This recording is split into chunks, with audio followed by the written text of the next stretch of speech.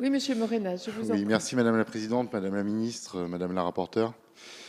Élu de Vaucluse, au cœur d'une circonscription semi-rurale et semi-urbaine, comme beaucoup d'autres sur le territoire national, je suis tout particulièrement attaché à l'approche territoriale de l'Agence nationale dont il est question aujourd'hui.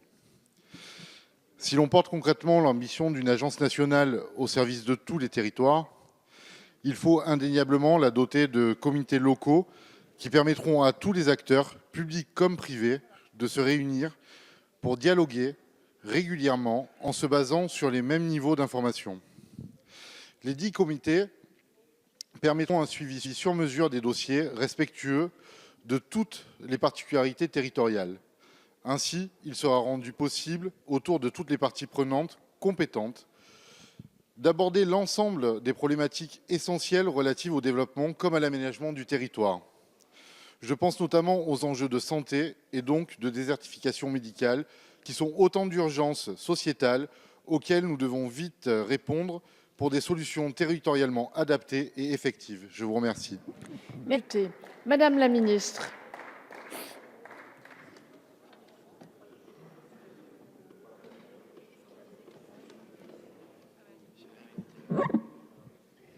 Mesdames et messieurs les députés, je vais faire une intervention peut-être un peu longue, mais qui, j'espère, va raccourcir le reste de la soirée.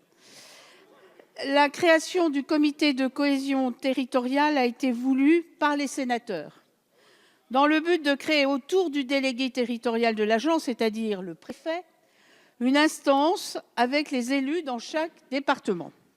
Je tiens à rappeler que le gouvernement n'avait pas inscrit donc cela dans... Enfin, ce n'était pas le gouvernement d'ailleurs, puisque c'était une PPL, que ça n'était pas inscrit dans la PPL initiale. Tout d'abord, car il revenait, je crois, moi j'étais réticente personnellement, parce que je voyais qu'on allait recréer un mini conseil d'administration autour du délégué territorial de l'ANCT. Alors que notre pays, et vous l'avez exprimé tout à l'heure, a une certaine manie de la réunion, le gouvernement n'est pas favorable de décliner à tous les niveaux territoriaux des organes de gouvernance qui sont parfois lourds en termes de mise en œuvre.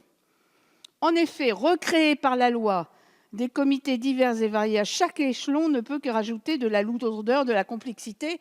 Et ce n'est pas pour ça qu'on a créé la NCT, on a fait ça pour accompagner les projets des élus locaux. En outre, il convient de souligner que de tels comités locaux n'existent pas. Par exemple, même si le préfet est le délégué territorial de l'ANRU, il n'y a pas de comités locaux autour du préfet ou de l'ADEME, c'est la même chose. Bon.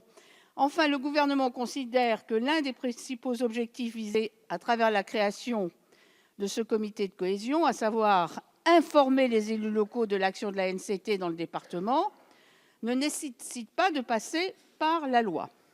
Et je tiens à vous préciser les éléments suivants.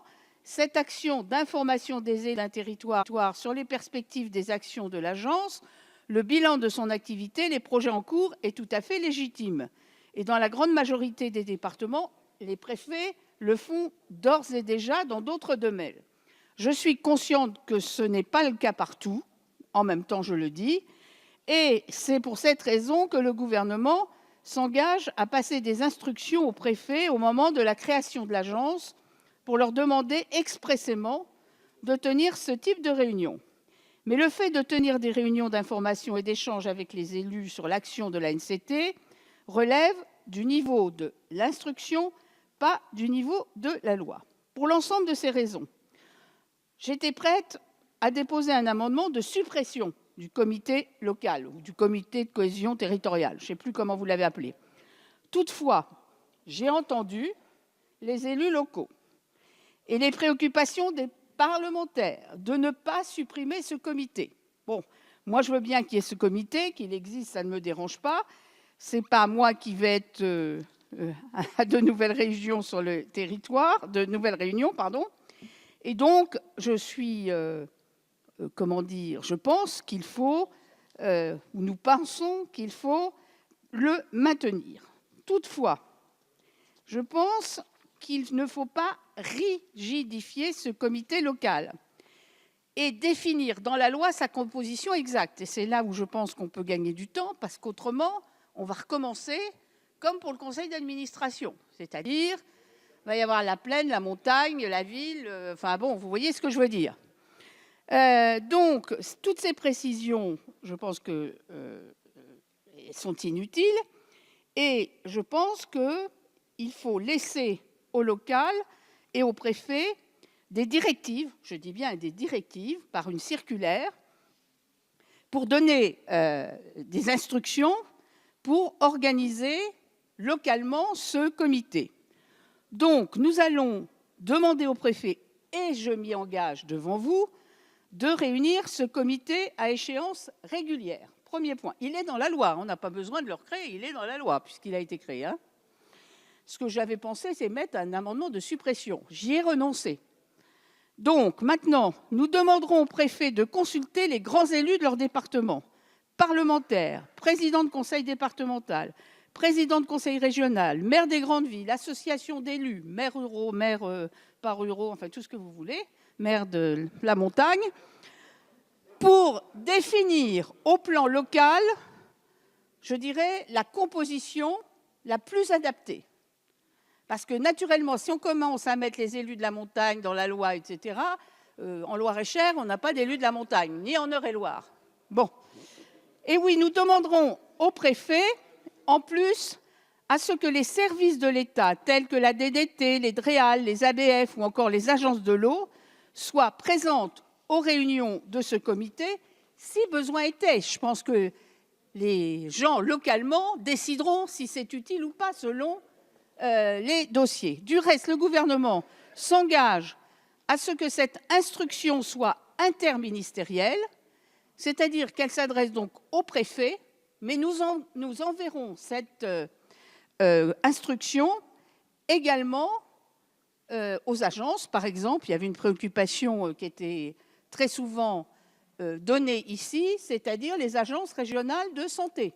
On enverra également l'instruction. Je souhaite vraiment que nous nous interrogions que vous vous interrogiez, si vous voulez, sur le fait de débattre très longuement sur ce sujet. Je crois que je vous ai dit l'essentiel. C'est un engagement que je prends. La circulaire, l'instruction, comme vous voulez, sera précise et demandera au préfet d'organiser dans chaque département cette consultation avec le président du conseil départemental pour savoir combien vous mettez de membres, quels sont... Voilà. Vous voyez, quelque chose de souple et de décider localement.